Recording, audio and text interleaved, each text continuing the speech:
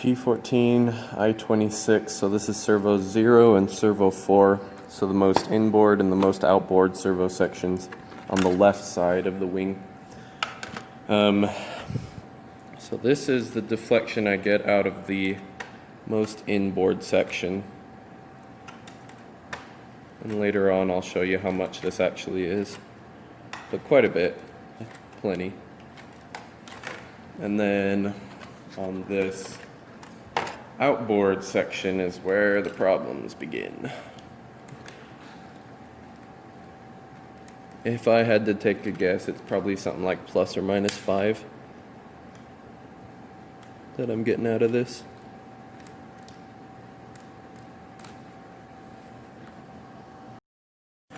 It's kind of hard for you to tell, but I'm going to try and show you the deflection that this guy gets.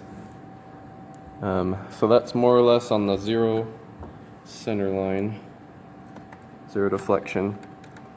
So I can get probably about 25, can't really see that, but I can get about 25. And then, let me make sure it's still at 0. And then if I go up, let me move it so you can see,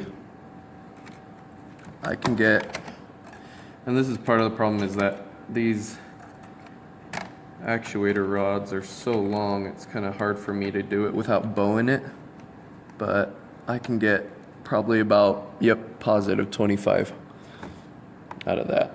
And that's where I can get it. On this guy, on the outboard section, let me make sure it's centered. And that's the 0 line right there. I'm going to hold it right here. Oh. I can get it. I am pulling as hard as I can, and it's almost to the 10. I think it's about 9 degrees right there.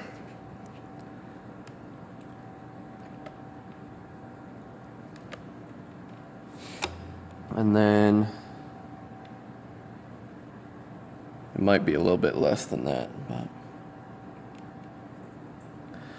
And then once again, it's kind of hard to do it with positive deflection because the guy just bows, but it's also running right into the ground, so it's not allowing it to go.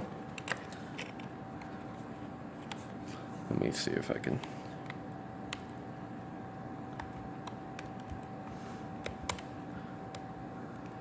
That kind of shows you how much. And if I had to take a guess, it's probably about the same amount, maybe a little bit less, somewhere between 5 and 10.